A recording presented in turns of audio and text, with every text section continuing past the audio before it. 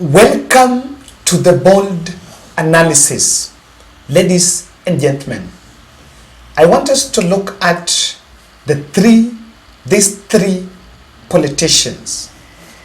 The three politicians you are seeing in your screen is Rigathi, Nyoro, and Ichun'gwa. These three politicians were actually the symbols of Mount Kenya attacks on Uhuru Kenyatta and Raila Odinga.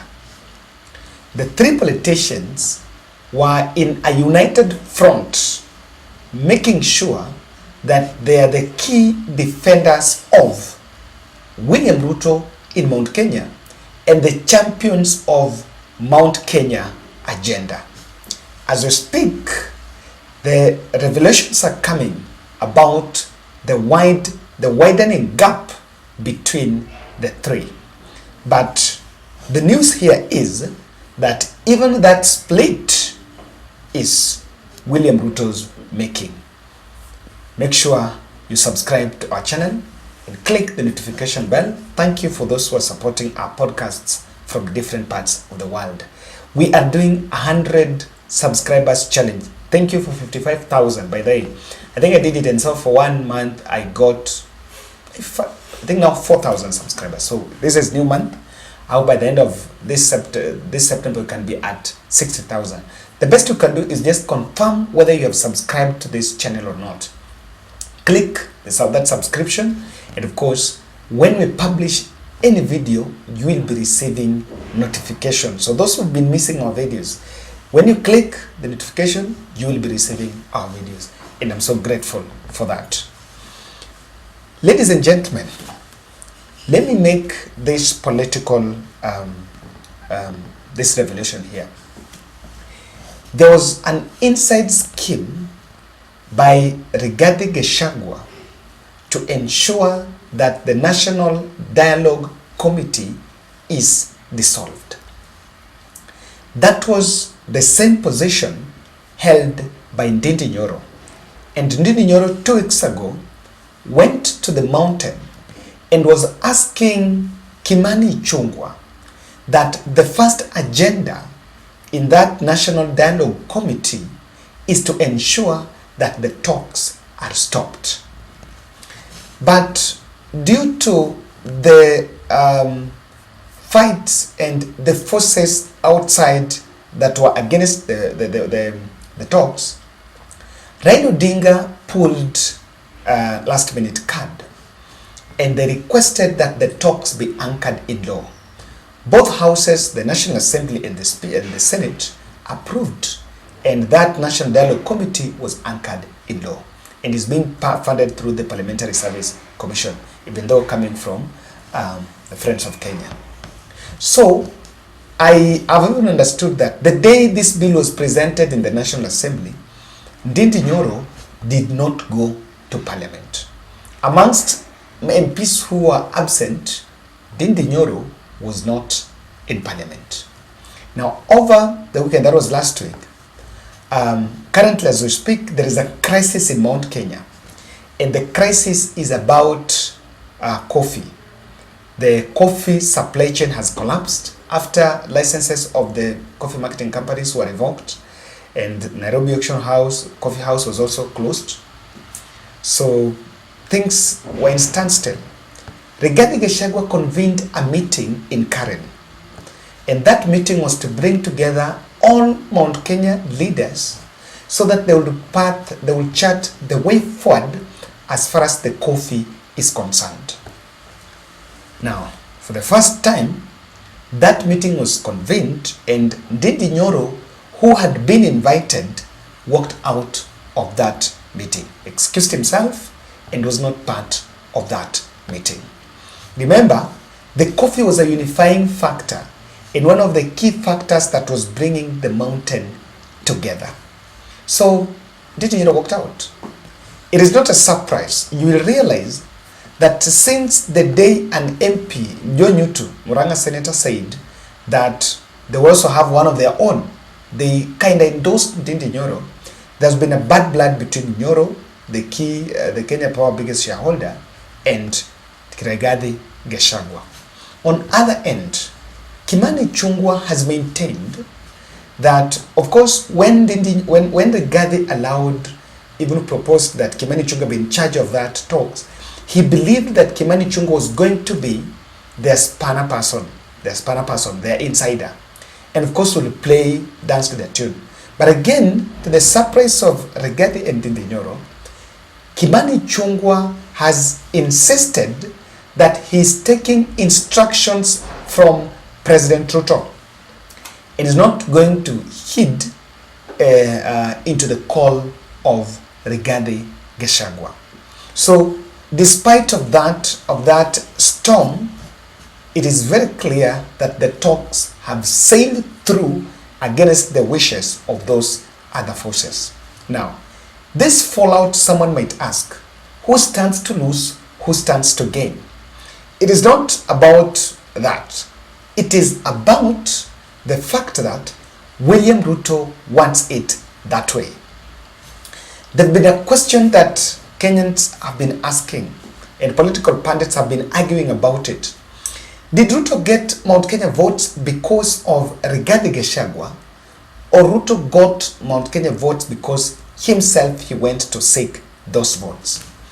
I may want to say without fear of contradiction, the Mount Kenya the Mount Kenya vote was largely on Uhuru Ruto fallout. These other juvenile politicians were just the catalysts.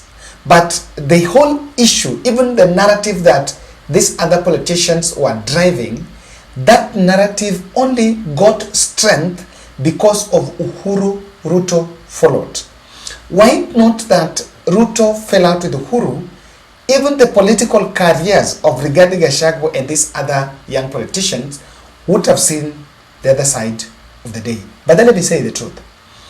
If Ruto was to get the support of Uhuru Kenyatta, then Rigathi Gachagua would have gone back to Madeira to vie as an MP or even try to seek Nyeri gubernatorial seat, if I'm not wrong. And then Nyoro, I don't think if Kimani Ichun'gwa would just have gone to look for his constituency seat without anything getting the biggest stake. So it was a blessing in this case for some of them. So what is the interpretation about that split, or that split between the three? One, William Ruto wants to deflate Rigathi Gachagua's political muscle. That's it. Why?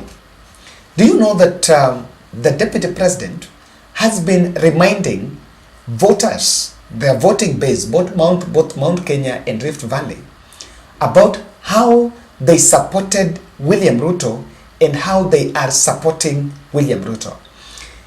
And that has been an attempt, that has been the script that Ruto used against Uhuru Kenyatta by then of kumi yangu kumi yako. What is going to happen is that by the time 2027 political roadmap will be crafted, William Ruto will craft the 2027 political roadmap, what will be at the table? William Ruto will be likely pushed by Rigathi to declare, before I support you next, because I've made my supporting you be one of the key issues for you to get the presidency, before I support you next, there will be a push for, Rigathi will be pushing William Ruto to endorse him for 2032. There will be that. Now, to ensure that Rigathi is deflated on that front, William Ruto would rather be faced 2027 both with those Mount Kenya politicians, but not a united front. So that they will still accompany him to Mount Kenya, he will still campaign with them, but they're not speaking one voice. So the policy of divide and rule is what exactly is being applied here. Maybe this might not be seen, but that is what Ruto will want. So that if in any case Rigathi will start pushing Ruto to endorse him, Ruto shall already have created a crisis, because many will ask, why are you being endorsed? You've already been a deputy president. Must you be endorsed for the president? Maybe I want that seat. Or someone will start asking, saying, in 2027, it's not automatic that you must be the running mate. I also want it. So that discussion will emerge. So long as the Mount Kenya is not united, you have deflated Rigathi Gachagua. Do you know that since the first week of August, I have not seen clip or even a tweet of Kimani Ichun'gwa attacking Raila Odinga? The only person that has been attacking Raila Odinga are those two politicians, those Rigathi and Nyoro. Even Rift Valley politicians have refrained from attacking Raila Odinga, apart from some attention-seeking fellows like the former Bahati member of parliament, Kimani Ngujiri. I think that's just that, which is another special case. So, the reason why Ruto is doing this is to deflate together. Number two, what has also split, or rather torn the Mount Kenya grape is Ruto toning down on Uhuru attacks. What brought the vibrance of these leaders, what gave them vibrance is attacking Uhuru Kenyatta. The moment William Ruto toned down attacking Uhuru, they were left with no weapon. They were disarmed. And one person that has been totally disarmed and has now desperately remained with one line, those two leaders, Rigathi and Nyoro. Nyoro, in every speech in Mount Kenya, is talking about Mandamano. How Mandamano is destroying things. As if, and have been asking, what are these investments that have been destroyed in Mount Kenya? If you just want to know politics, politicians sometimes are just so petty. There was no protest in Mount Kenya, and there is no destruction in Mount Kenya. But Nyoro, because it's been disarmed of a political narrative, it's been singing that narrative in the mountain. Lastly, Mount Kenya bargain tab is being closed. Ruto has realized that if Mount Kenya will start asking questions, the same thing they did to Uhuru Kenyatta. I remember in 2019, Moses Kuria were having verbal exchange with Anne Waiguru because Kuria was asking Uhuru Kenyatta, what have you done for the mountain? And Kuria was saying that you have left the mountain. By that time, Anne Waiguru was on the other side, pro-BBI team, and was defending Uhuru.